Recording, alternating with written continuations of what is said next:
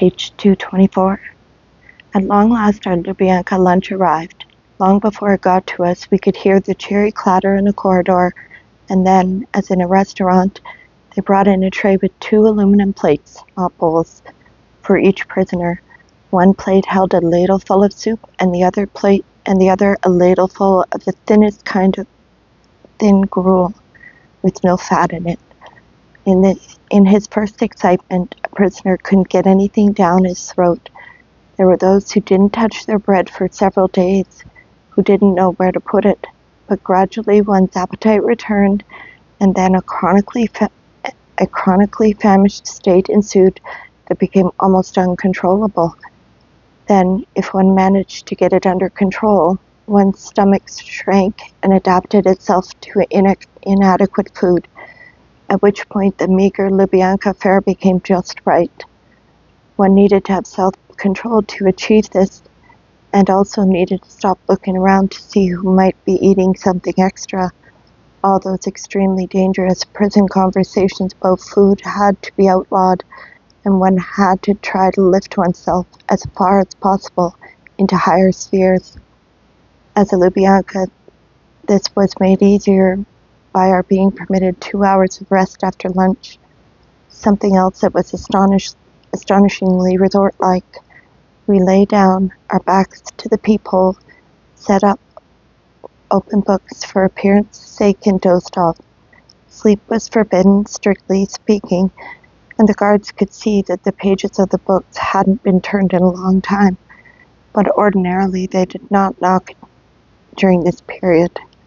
The explanation for this humanitarianism was that whoever wasn't resting during these hours was undergoing interrogation. Thus, for those who were stubborn, who had not signed the depositions, the contrast was unmistakable. They returned to the cell at the very end of the rest period.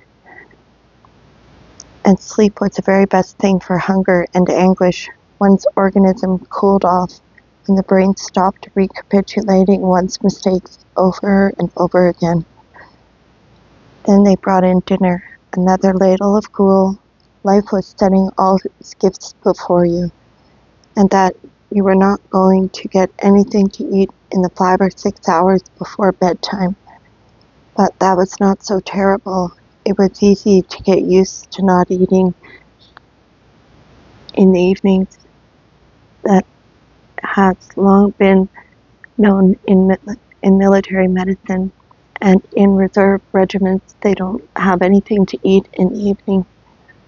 Then came the time for the evening visit to the toilet, for which, in all likelihood, you had waited all a tremble all day.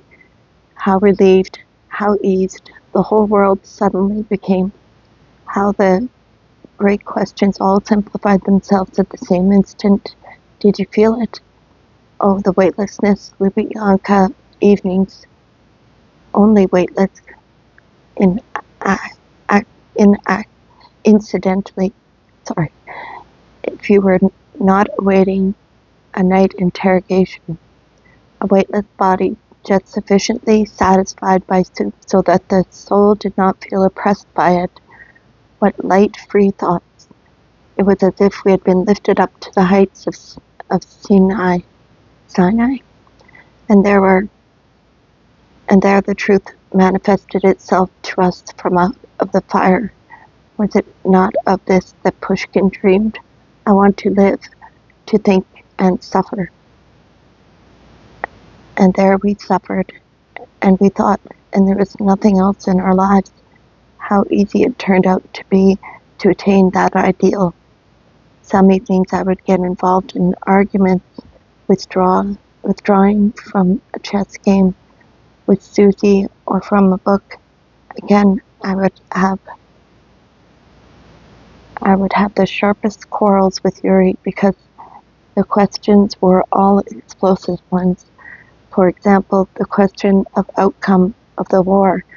The jailer, without any word or change of expression, would come in and pull down the dark blue blackout blind on the window.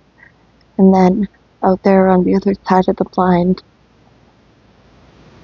evening Moscow would begin to send up salutes. And just as we could not see the salutes lighting up the heavens, we were unable to see the map of Europe. Yet we tried to picture it in all its details and to guess what cities had been taken. Yuri was especially tormented by those salutes, appealing to fate to correct his own mistakes. He assured us that the war was by no means finished and that the Red Army and the Anglo-American forces would now go for each other's throats. But the real war would really begin now. The others in the cell took a greedy interest in this prediction. How would such a conflict end? Yuri claimed this result in our liberation or our execution. I objected to this, and we got into heated arguments.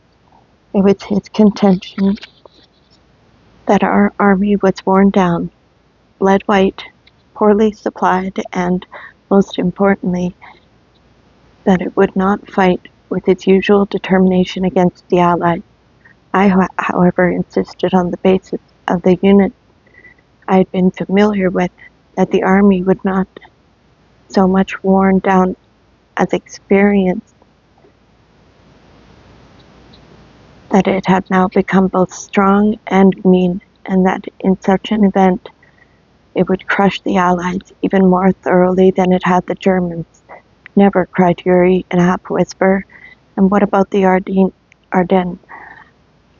I answered in a half-whisper. Vastenko interrupted us, ridiculing us both, informing us that we did not understand the West and that no one, now or ever, could compel the Allied armies to fight against us. However, in the evening we didn't want to argue so much as to hear something interesting that might bring us closer together, and to talk in spirit of fellowship. One favorite subject of conversation was prison traditions, how it used to be in prison. We had Vastenko and were therefore able to hear these stories firsthand. What dismayed us most of all was to learn that it had previously been an honor to be a political prisoner, and that it was not only their relatives who stuck by them and refused to denounce them, but that girls who had never even met them came to visit them, pretending for that purpose to be their fiancés. And what about the once universal tradition of gifts for the prisoners on holidays? No one in Russia ever broke the Lenten fast without taking gifts for unknown prisoners to the common prison kitchen. They brought in Christmas hams, tarts, and kaluchi, the special Russian Easter eggs. One poor old lady even used to bring a dozen colored Easter eggs. It made her feel better. And where had all that Russian generosity gone? It had been replaced by political consciousness. That was how cruelly and implacably they had terrified our people and cured them of taking thought for and caring for those who were suffering. Today it would seem silly to do such a thing. If it were proposed today that some institution organize a pre-holiday collection of gifts for prisoners in the local prison, it would be virtually considered an anti-Soviet revolt. That's how far gone along the road we have gone along the road to being brutalized. And what about those holiday gifts? Were they only a matter of tasty food?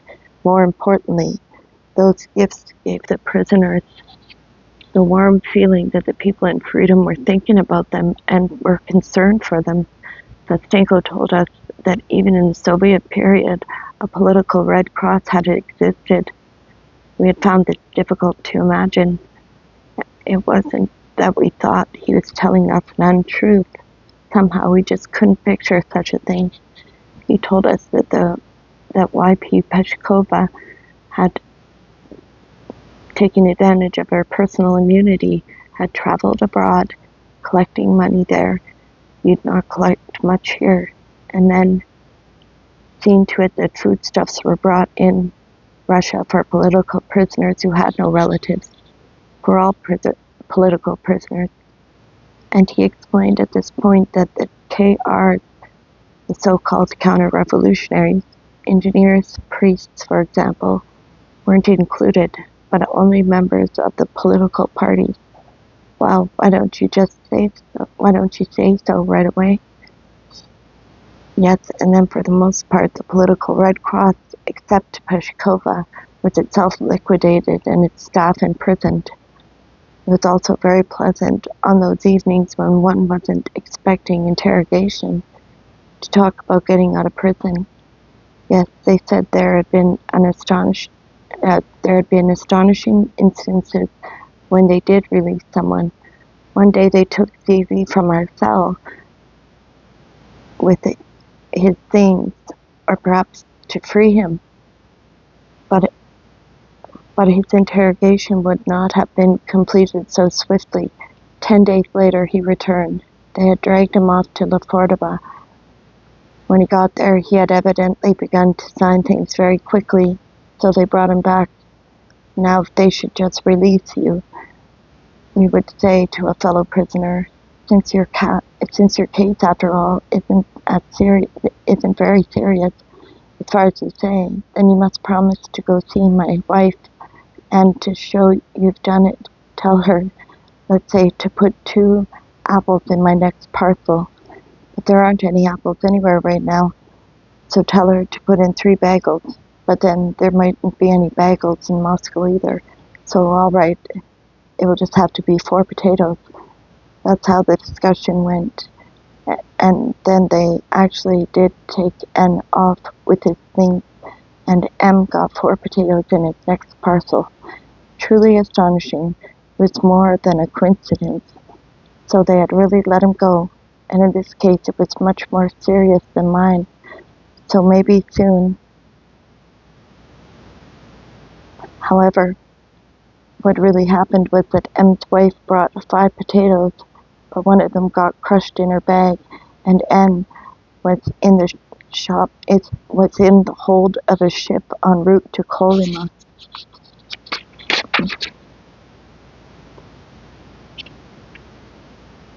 And so it went. We talked about all kinds of things and recalled something amusing, and it was all very jolly and delightful to be among interesting people who were so different from those you used to spend your life with, and who came from outside your own circle of experience. Meanwhile, the slight evening checkup had come and gone, and they had taken eyeglasses away, and the light bulb had blinked 3 times. That meant that bedtime would be in 5 minutes. Quick, quick, grab a blanket.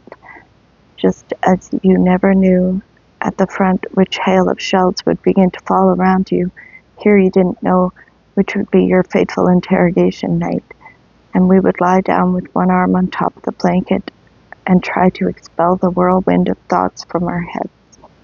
Go to sleep. Certain moments on an April evening soon after we had seen Yuri off, the lock rattled, hearts tightened. For whom had they come? Now the jailer would whisper, name with the S, name with the Z. But the guard did not whisper anything. The door closed. We raised our heads. There was a newcomer at the door. On the thin side, young, in a cheap blue suit and a dark blue cap. He had nothing to do with him. He looked around in a state of confusion. What's the cell number? He asked, in alarm. 53. He shuddered a bit. Are you from Freedom? We asked. No, he shook his head in a painful sort of way. When were you arrested? Yesterday morning. We roared. He had a very gentle, innocent sort of face, and its eyebrows were nearly white. What for? It was an unfair question. One could not really expect an answer. Oh, I don't know, nothing much. That was how they all replied. Everyone here was imprisoned because of nothing much.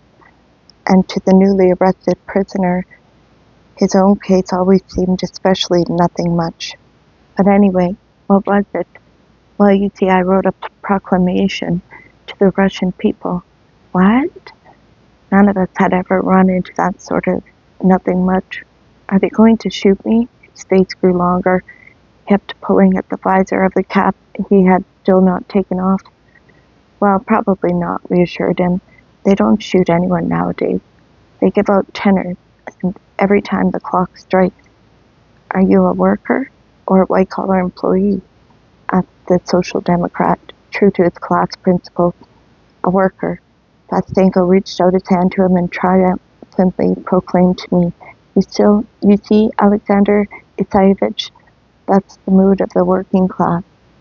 He turned away to go to sleep, assuming that there was nowhere else to go from there, nothing else to listen to. But he was wrong. "What do you mean, a proclamation?" Just like that, without any reason. "In whose name was it issued?" "In my own." "And who are you?" The newcomer smiled with embarrassment. "The Emperor of Mikhail." An electric shock ran through us all.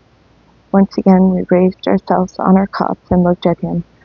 No, his shy, thin face was not in the least like the face of Mikhail Romanov. And then his age, too. Tomorrow, time to sleep now," said Sushi sternly. We went to sleep, confident that the 2 hours before the morning bread ration were not going to be boring. They brought in a cot and bedding for the Emperor, and he lay down quietly next to the latrine bucket.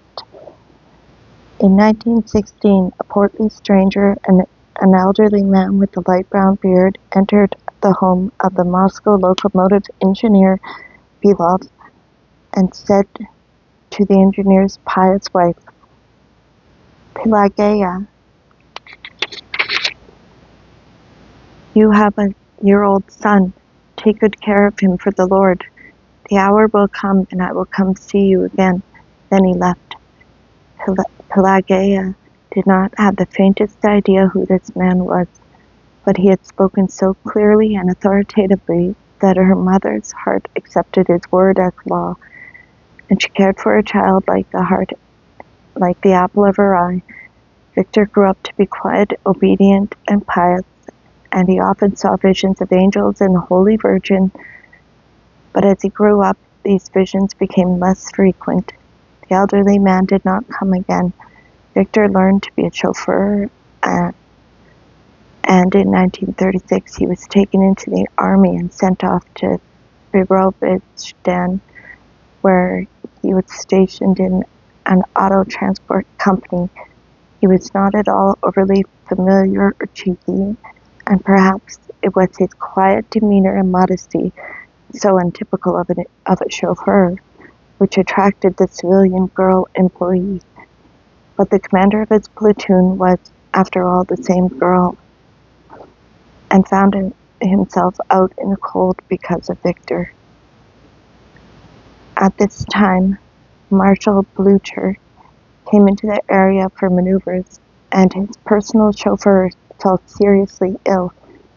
Blucher ordered the commander of the motor company to send him to the best driver in the company. The company commander summoned the platoon commander, who immediately latched onto the idea of dumping his rival, Belov. That's the way it often is in the army. The person who deserves promotion doesn't get it, and the person they want to get rid of does. In addition, Belov was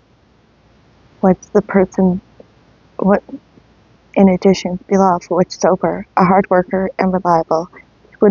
He wouldn't let them down. Blucher liked Belov, so Belov stayed with him. Soon Blucher was summoned to Moscow on a plausible pretext. That was how they separated the marshal from his power base in the very far east before arresting him. He had brought his own chauffeur, Belov, to Moscow with him. Having lost his boss, Belov had then landed in the Kremlin garage and began chauffeuring, sometimes for Mikhailov of the Komsomol, sometimes for Lazovsky, or for somebody else in the leadership, and finally for Khrushchev. He had a close view of things, and he told us a lot too about the feasts, the morals, and security precautions. As a representative of the rank-and-file Moscow proletariat, he was also present at the trial of Bukharin in the House of the Unions. All of those for whom he worked He spoke well only of Khrushchev. Only Khrushchev's home was the chauffeur seated at the family table instead of being put in the kitchen. Only there, in those years, did he find the simplicity of the working man's life preserved. Khrushchev, who enjoyed life hugely, also became attached to Viktor Alexeyevich in 1938 when he left for Ukraine. He tried to get him to go along. I would have stayed with Khrushchev forever, said Viktor Alexeyevich, but for some reason he felt he should remain in Moscow. For a while in 1941, before the beginning of the war, he was not employed in the government garage, and having no one to protect him, he was taken into military service. But because his health was poor, he was not sent to the front, but to a labor battalion.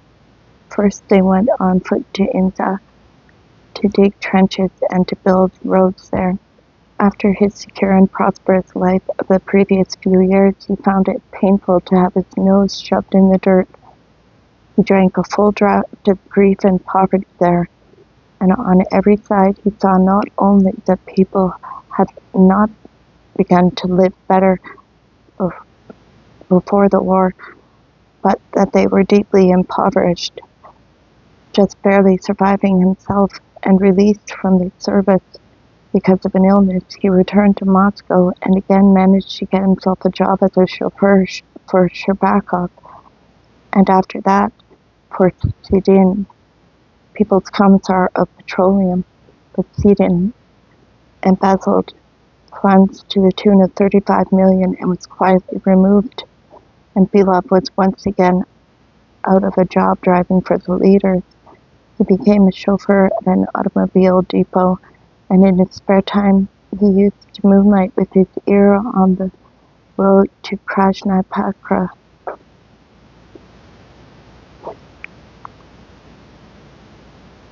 But his thoughts were already centered elsewhere. In 1943 he had been visiting his mother. She was doing the laundry and had gone out to the hydrant with her pails. The door opened and a portly stranger, an old man with a white beard, entered the house. He crossed himself at the icon there, looked sternly at Belov, and said to him, "Hail, Mikhail, God gives you his blessing." Belov replied, "My name is Viktor." But the old man continued, "You are destined to become Mikhail, the Emperor of Holy Russia." Just then Viktor's mother returned and half collapsed in fright, spilling her pails. It was the very same old man who had come to her 27 years before. He had turned white in the meantime, but it was he.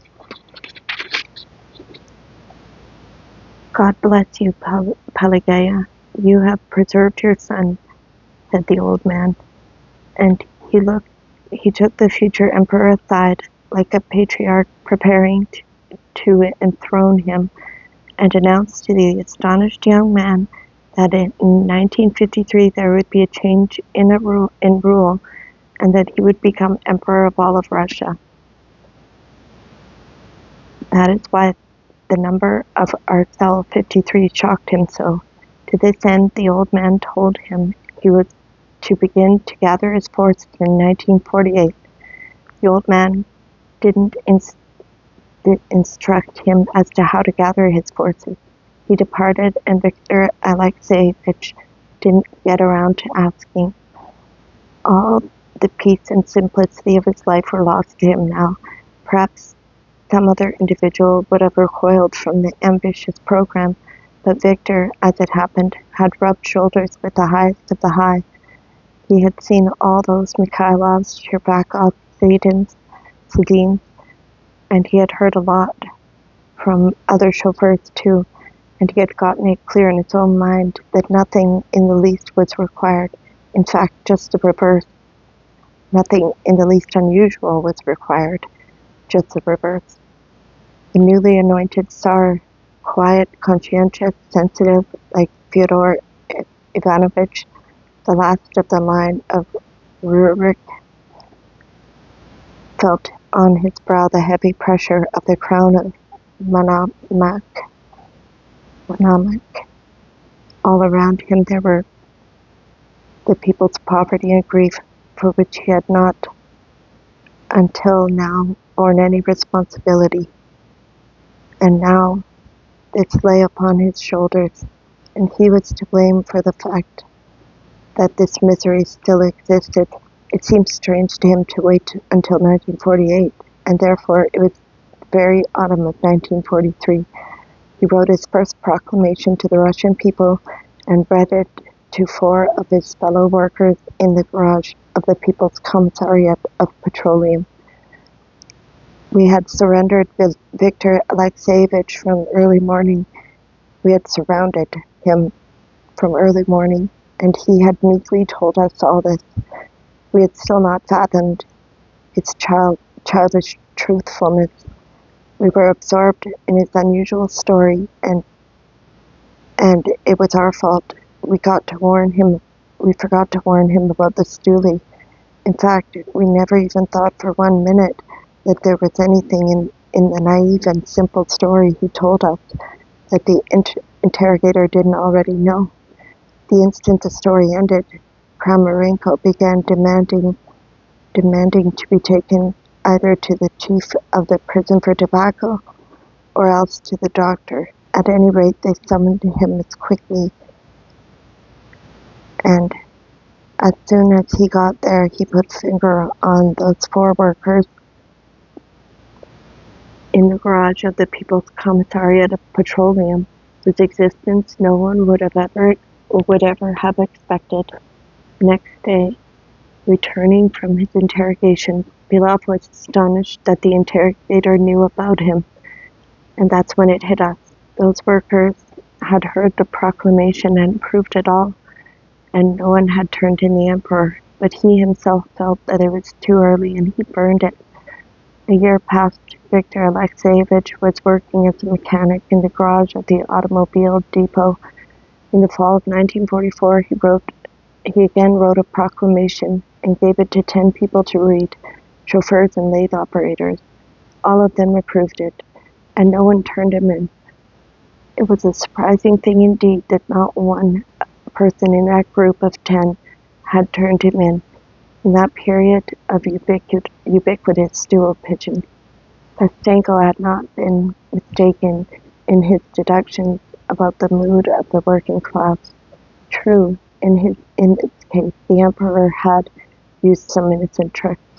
He had thrown out hints that a strong arm inside the government was on his side, and he had promised his supporters travel assignments to rally monarchic sentiment at the grassroots.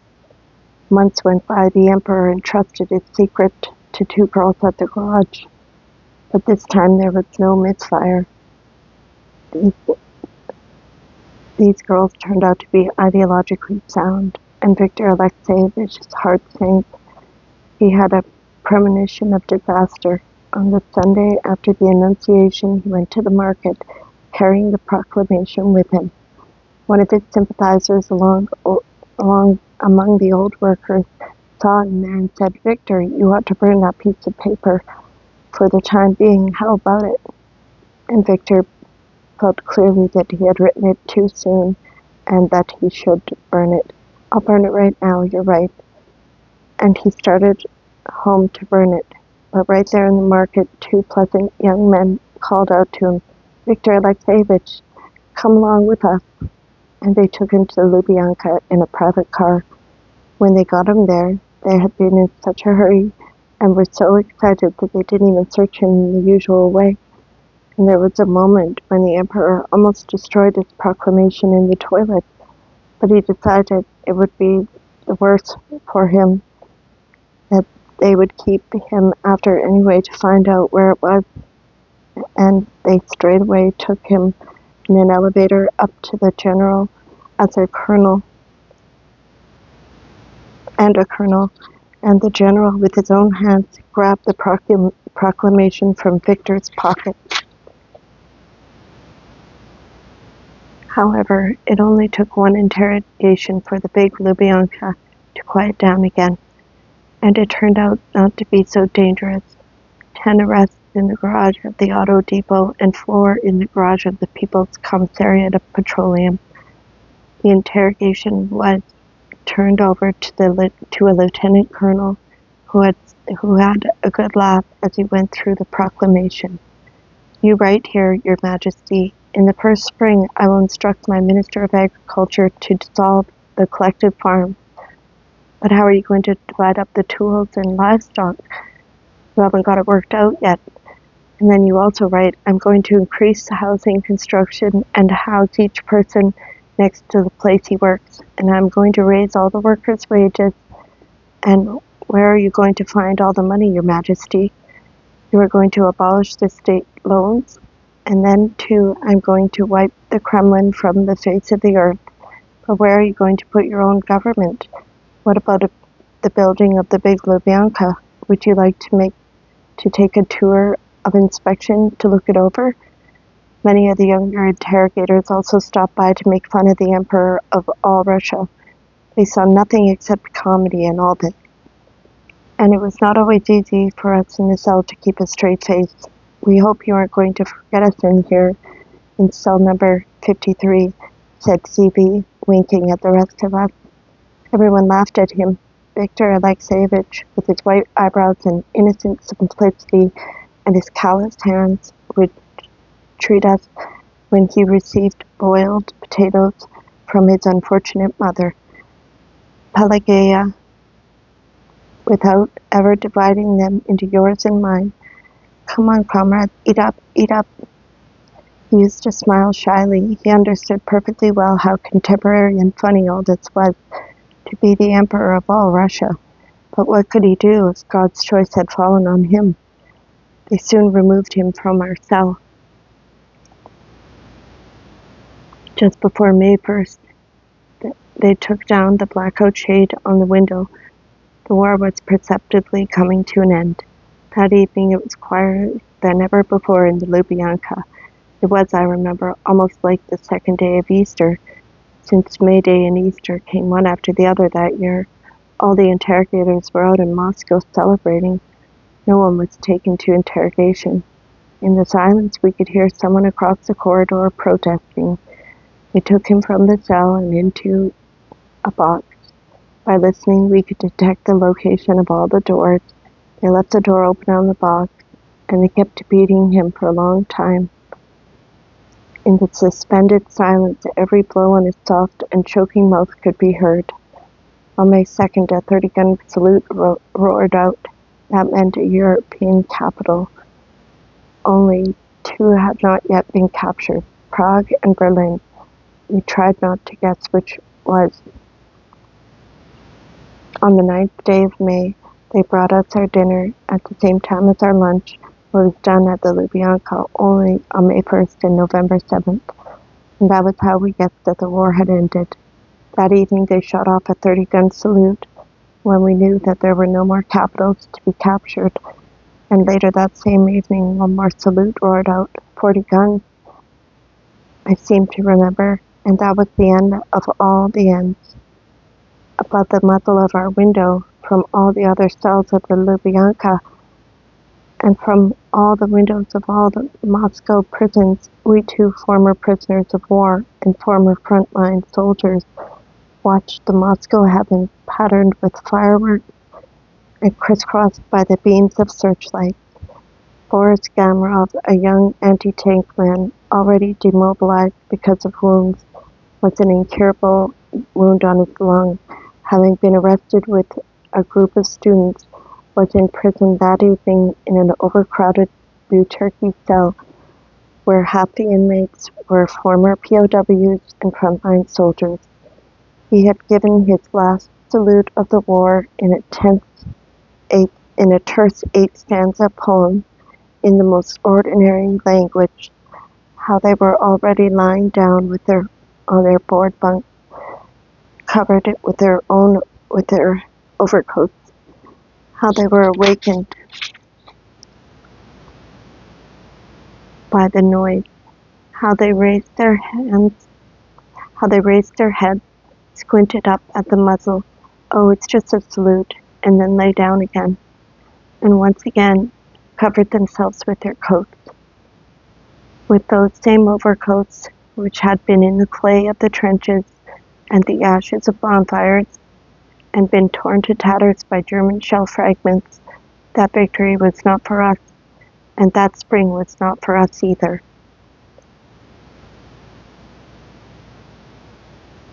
Good night, everyone.